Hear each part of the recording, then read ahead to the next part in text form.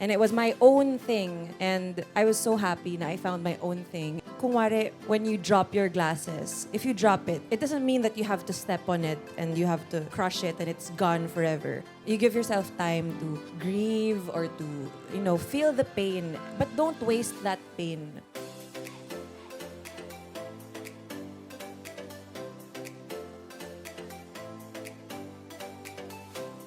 Tell us about your journey from being one of the original digital natives, being a creative writing major, and then eventually landing in music. I guess coming from my family nga, and some of them are in showbiz, then my dad was in music, and I'm fifth out of 8 kids, and I just wanted to be different. Gusto mo lang talaga maging rebelde, and that's why parang I super didn't want to go into showbiz, did not want to do any of that. And then, nangyari. Diba? Wag na nating labanan. But at least, diba, I got to try, hindi pa uso yung vlogging nun, and I thought it was different and cool, and it's our secret thing. And it was my own thing. And I was so happy na I found my own thing. Ayun, nauwi rin sa ganon. I guess that's one lesson rin. You don't fight it if it's really innate. And I have a tendency to have imposter syndrome. Have you heard of that? Of course, imposter Imposter syndrome. syndrome is, I don't know if I'm explaining this correctly, pero it's when you feel like, I don't think I'm working hard enough. Parang it's just, I don't deserve this. I don't think this is right. Yun pala, because it comes easily to you. It's because you're meant to do that. And so, that's the biggest fight. It's within myself. Yeah. Okay, buti you mentioned imposter syndrome because that's something very, very common. How did you fight it? I think aside from myself and my inner demons, it's also thinking of what other people are thinking rin. When I was much younger, I think that's what I was fighting with. And one of the lessons that my wonderful husband taught me is you try to imagine yourself inside a small room and then you think of all the people who are saying the bad stuff. Yung mga hindi mo naman kaya yan bakit ka magaganyan? And then you think about it and then isipin mo rin yung mga taong nag-cheer on sa'yo. And then you think about it, bigyan mo ng muka yung mga taong to. Do those people matter? The people who are saying na, oh my God, ba't try mo yan? Sobrang nakakahiya, wag mo gawin. When I thought about it, those people really did not matter. Like, I don't even see those people on a daily basis or ever. That was a really good tip. And then that it stopped mattering to me na. That was a good Hey. exercise. Yeah, something we can all try definitely when it hits us. You talked about it earlier. There was that denial until you accepted your fate. But in your case, there would also be that pressure from the outside because there is already this perception of you na, kailangan mag-excel ka dyan kasi magalona ka. Parang may ganon. And whatever field anyone is in this room, merong some sort of ganon na there's pressure na, kasi anak yan ni ganito or nakapag-aral yan sa ganito. How do you deal with that?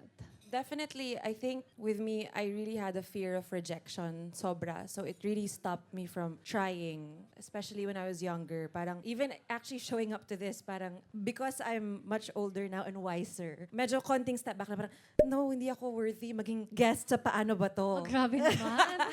No, and then biglang, no, wait, kaya ko to, diba? So, Own it. yes, Oo. own it. Before, I really had a fear of rejection. And I guess there's an ideal, like your goal. And then you can fail sometimes. Like, kunwari, when you drop your glasses, if you drop it, it doesn't mean that you have to step on it and you have to crush it and it's gone forever. You can easily just bend down and get it back, go on with your life, diba? Parang, okay, nahulog siya. What do? It's your choice, diba? You get it. You get back. That's what I think maturity has done for me. You just really have to not be afraid to try. See, Diet over here. Diet, say hi to Atom and Saab. He had a question earlier to Solen, but I feel like it also suits this topic. He said that what if you try something pero either hindi mo pala gusto or you're not really so good at it? What do you do?